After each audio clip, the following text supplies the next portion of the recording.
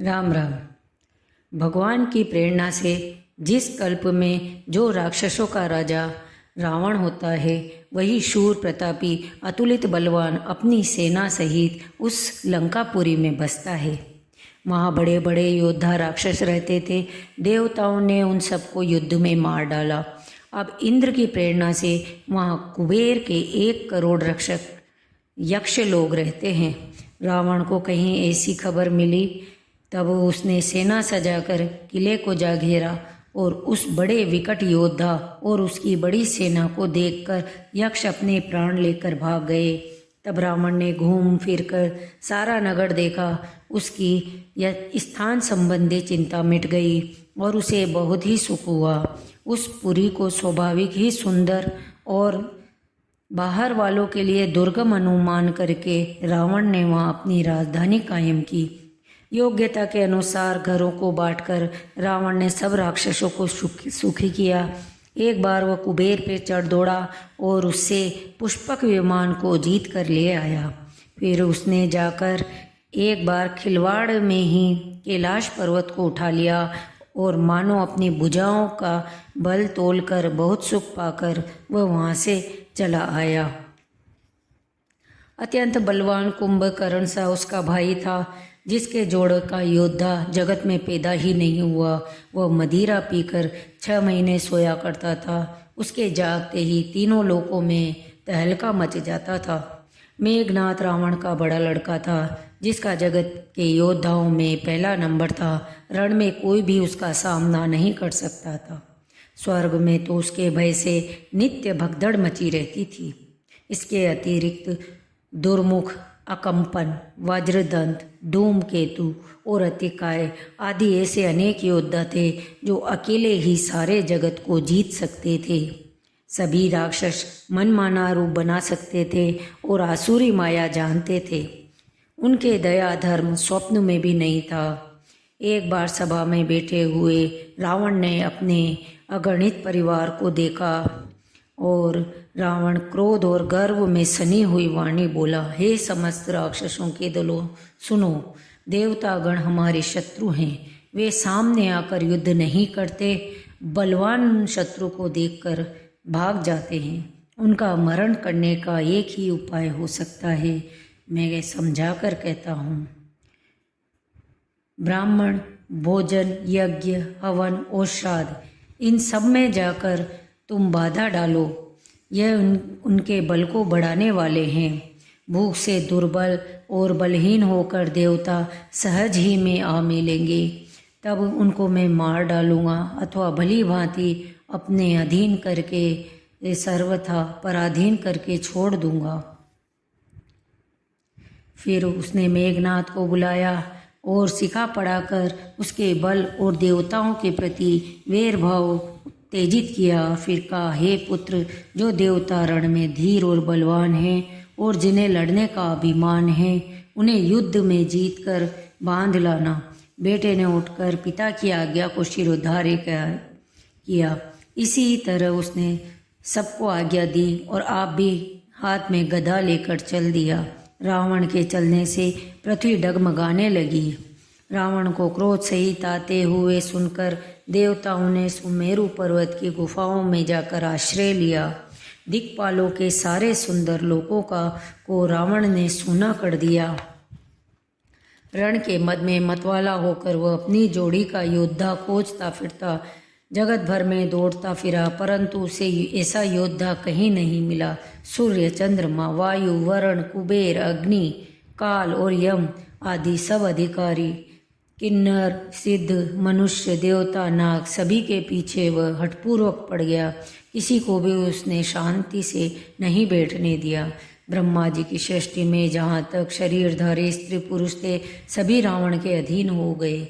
डर के मारे सभी उसकी आज्ञा का पालन करते और नित्य आकर नम्रतापूर्वक उसके चरणों में सिर नवाते। देवता, यक्ष, गंधर्व, मनुष्य, किन्नर और नागों की कन्याओं तथा बहुत सी अन्य सुंदरी और उत्तम स्त्रियों को उसने अपनी भुजाओं के बल से जीत कर ब्याह लिया। जिस प्रकार धर्म की जड़ कटे, वे सभी सब वेद विरुद्ध काम करते। जिस जिस स्थान में वे गो और ब्राह्मणों को पाते उसी नगर और गांव और पूर्वे में आग लगा देते। श्री शिव जी कहते हैं, हे भवानी, जिनके ऐसे आचरण हैं उन सब प्राणियों को राक्षस ही समझना। इस प्रकार धर्म के प्रति लोगों की अतिशय ग्लानि देखकर पृथ्वी अत्यंत भयभीत और व्याकुल हो गई। वह सोचने लगी कि पर्वतों, नदियों, समुद्र का बोझ मुझे इतना भारी नहीं जान पड़ता जितना भारी मुझे एक परद्रोही का लगता है। अंत में हृदय में सोच विचार कर गो का रूप धारण कर पृथ्वी वहाँ गई जहाँ पर सब देवता और मुनि छिपे थे। पृथ्वी ने रो रो कर सबको अपना दुख सुनाया, पर किसी से कुछ काम न बना। तब वो देवता, मुनि, गंधर्व सब मिलकर ब्रह्मा जी के लोक सत्यलोक को गए। भय और शोक से अत्यंत व्याकुल बेचारी पृथ्वी भी गो का शरीर धारण किए हुए उनके साथ थी। ब्रह्मा जी सब जान गए। उन्होंने मन में अनुमान किया कि इसमें मेरा कुछ भी वश नहीं चलेगा। तब उन्होंने पृथ्वी से कहा कि जिसकी तू दासी है वही अविनाशी हमारा और तुम्हारा दोनों का सहायक है। ब्रह्मा जी ने कहा, हे धरती, मन में धीरज धारण करके श्री हरि के चरणों में स्मरण करो।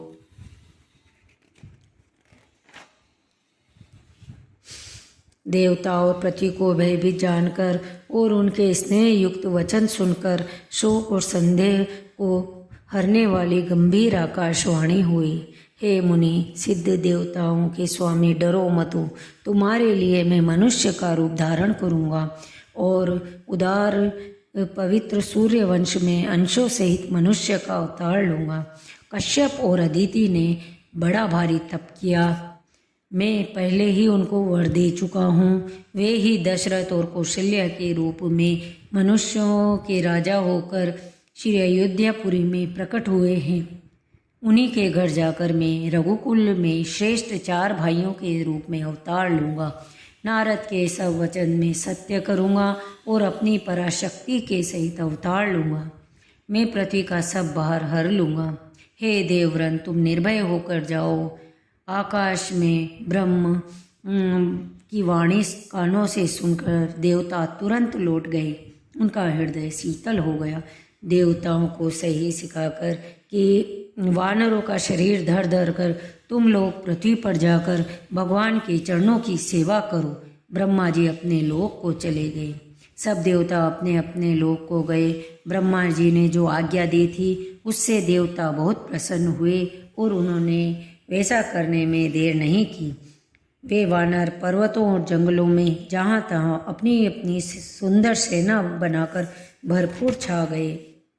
अवधपुरी में रघुकुल शिरोमणि दशरथ के नाम के राजा हुए, जिनका नाम वेदों में विख्यात है। वे धर्म धुरंधर, गुणों के भंडार और ज्ञानी थे। उनकी पत्नी कौशल्या आदि प्रिय रानियां सभी पवित्र आचरण वाली थी। एक बार राजा के मन में बड़ी ग्लानि हुई कि मेरे पुत्र नहीं हैं। राजा तुरंत ही गुरु के घर गए। चरणों में प्रणाम कर बहुत विनय की। राजा ने अपना सारा दुख सुख गुरु को सुनाया। वशिष्ठ जी ने श्रृंगी ऋषि को बुलाया और उनसे शुभ पुत्र कामेष्टि यज्ञ करवाया। भक्ति सहित आहुतियाँ देने पर अग्निदेव हाथ में भविष्यवान खीर लिए हुए प्रकट हुए और दशरथ से बोले, वशिष्ठ जी ने हृदय में जो विचारा था तुम्हारा वह सब काम सिद्ध हो गया। हे राजन, अब तुम जाकर इस भविष्यवान पायस को जिसको जैसा उचित हो वैसा भाग बनाकर दो। उसी समय राजा ने अपनी प्यारी पत्नियों को बुलाया। कौशल्या आदि सब रानियां वहां चली आई। राजा ने पायस का आधा भाग कौशल्या को दिया और शेष आधे के 2 भाग किए। वह उनमें से एक भाग राजा ने कैकेयी को दिया। शेष जो बचा रहा उसके फिर 2 भाग हुए। राजा ने कौशल्या और कैकेयी के हाथ पर रखकर अर्थात इनकी अनुमति लेकर और इस प्रकार उनका मन प्रसन्न करके सुमित्रा को दिया। इस प्रकार सब रानियां गर्भवती हुई। वे हृदय में बहुत ही हर्षित हुई। उन्हें बड़ा सुख मिला। फिर जिस दिन से श्री हरि गर्भ में आए सब लोगों में सुख और संपत्ति छा गई। योग, लग्न, ग्रह, वार और तिथि सभी अनुकूल हो गए। पवित्र चैत्र का महीना था। नवमी तिथि थी। शुक्ल पक्ष और भगवान का प्रिय अभिजीत मुहूर्त था। दोपहर का समय था। न बहुत सर्दी थी न बहुत गर्मी। वह पवित्र समय सब लोगों को शांति देने वाला था। शीतल, मंद और सुगंधित पवन बह रहा था। जब ब्रह्मा जी ने भगवान के प्रकट होने का अवसर जाना, तब उनके समेत सारे देवता विमान सजाकर चले और सुंदर अंजलियों में सजा सजाकर पुष्प बरसाने लगे। आकाश में घमाघम नगाड़े बजने लगे। नाग, मुनि और देवता स्तुति करने लगे। दीनों पर दया करने वाले कौशल्या जी के हितकारी कृपालु प्रभु प्रकट हुए। ब्राह्मण, गो, देवता और संतों के लिए भगवान ने मनुष्य अवतार लिया। बच्चे की रोने की आवाज़ सुनकर सब रानियां उतावली होकर दौड़ी चली। दासियां हर्षित होकर जहां तहां दौड़ी। सारे पुरवासी आनंद में मग्न हो गए। राजा दशरथ जी के पुत्र का जन्म कानों से सुनकर मानो ब्रह्मानंद में समा गए। मन में अतिशय प्रेम है, शरीर पुलकित हो गया है और बुद्धि को धीरज देकर शिथिल हुए शरीर को संभालकर दशरथ जी उठना चाहते हैं। जिनका नाम सुनने से ही कल्याण होता है, वही प्रभु मेरे घर आए हैं। यह सोचकर राजा का मन परम आनंद से पूर्ण हो गया। गुरु वशिष्ठ जी को बुलाया गया। वे ब्राह्मणों के साथ राजद्वार पर आए। उन्होंने जाकर अनुपम बालक को देखा, जो रूप की राशि है, जिसके गुण कहने में समाप्त नहीं होते। फिर राजा ने नांदी मुख श्राद्ध करके सब जात कर्म संस्कार किए और ब्राह्मणों को गो, सोना, वस्त्र, मणियों का दान दिया। राजा ने सब किसी को भरपूर दान दिया। जिसने पाया उसने भी अपने पास नहीं रखा, उसने भी लुटा दिया। सभी गलियों के बीच बीच में कस्तूरी, चंदन और केसर की कीच मच गई। घर घर मंगल में बधावे बजने लगे। कैकेयी और सुमित्रा, इन दोनों ने भी सुंदर पुत्रों को जन्म दिया। महीने भर का दिन हो गया। इस रहस्य को कोई नहीं जाना। सूर्य अपने रथ सहित वहीं रुक गए। फिर रात किस तरह होती, यह रहस्य किसी ने नहीं जाना। सूर्य देव श्री राम जी का गुणगान करते हुए चले। यह महोत्सव देखकर देवता, मुनि और नाग अपने भाग्य की सराहना करते हुए अपने अपने घर चले।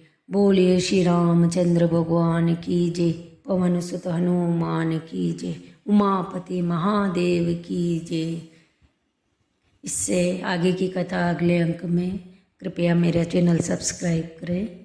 धन्यवाद। जय श्री राम।